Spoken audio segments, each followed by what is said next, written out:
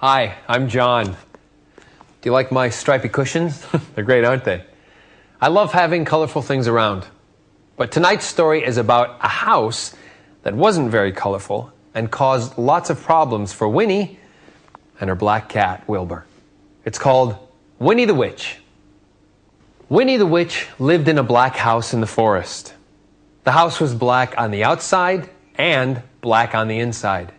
The carpets were black. The chairs were black, the bed was black, and it had black sheets and black blankets. Even the bath was black. Winnie lived in her black house with her cat Wilbur. He was black too. And that is how the trouble began.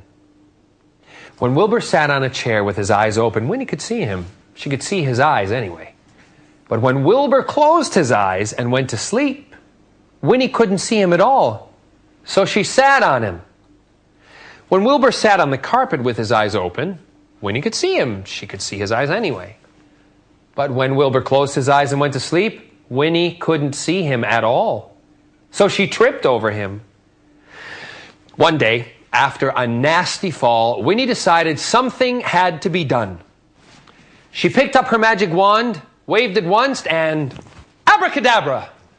Wilbur was a black cat no longer. He was bright green.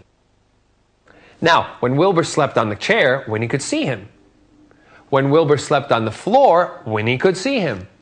And she could see him when he slept on the bed, but Wilbur was not allowed to sleep on the bed. So Winnie put him outside in the grass. When Wilbur sat outside in the grass, Winnie couldn't see him, even when his eyes were open. Winnie came hurrying outside, tripped over Wilbur, turned 3 somersaults, and fell into a rose bush. Oh, this time Winnie was furious.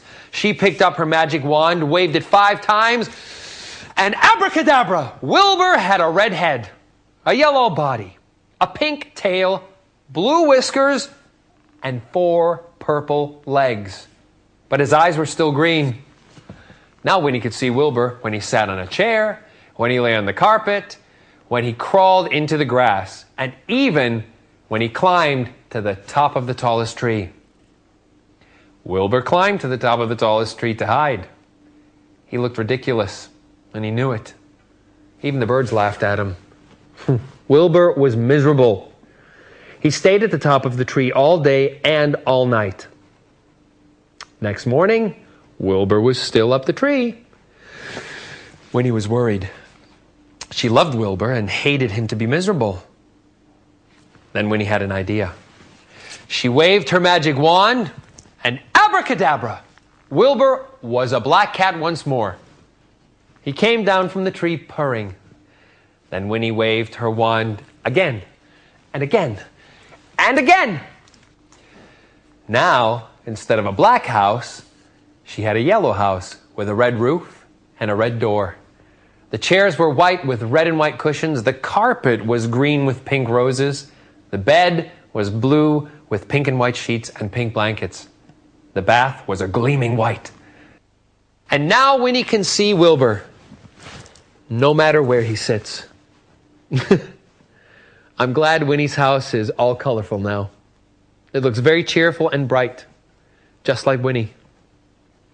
You guys have a good night. I'll see you soon.